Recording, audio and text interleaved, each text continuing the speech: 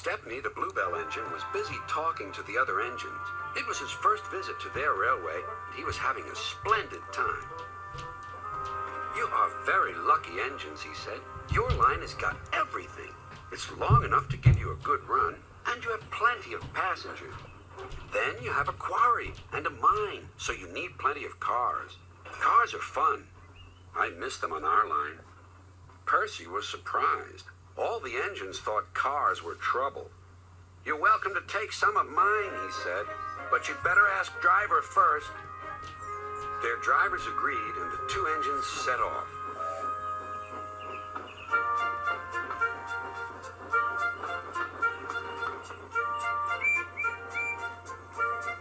Thomas and Toby were speechless. Stepney took the cars to the harbor.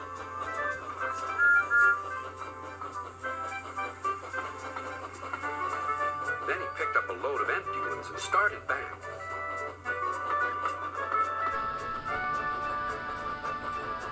Ahead was a cricket field. The game had just begun. Stepney and his driver had to wait at a signal. "Good," said his driver. "We can watch the game." Then there was trouble. The batsman hit the ball. It flew high into the sky toward Stepney's train. Clunk went the signal.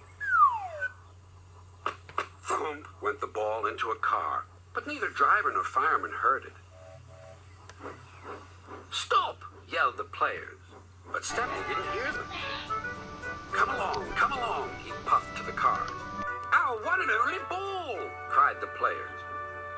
"Wake up, Caroline," they said to their old car. "The chase is on." Caroline coughed crossly and rolled down the road. Stepney wasn't hurrying. Caroline soon came up behind. "Toot, toot," she wailed. The players shouted, but Stepney was still too far away for his driver and fireman to see or hear properly. They completely misunderstood. "If those jokers want a race," said the driver, "they can have one. Faster, Stepney, faster."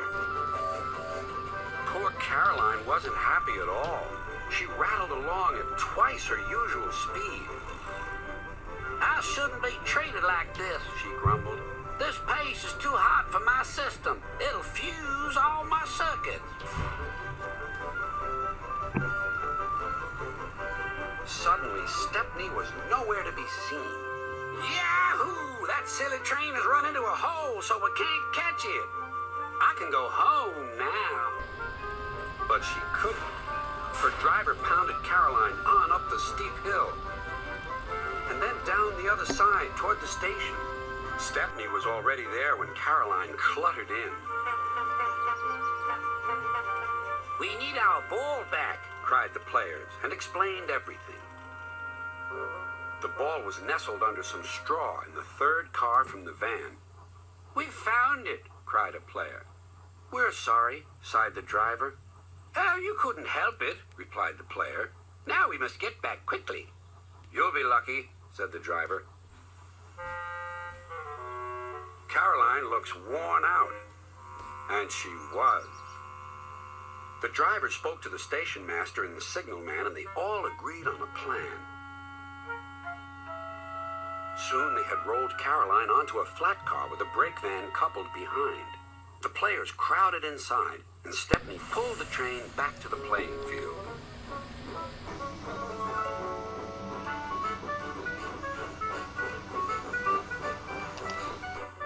Everyone enjoyed watching the game.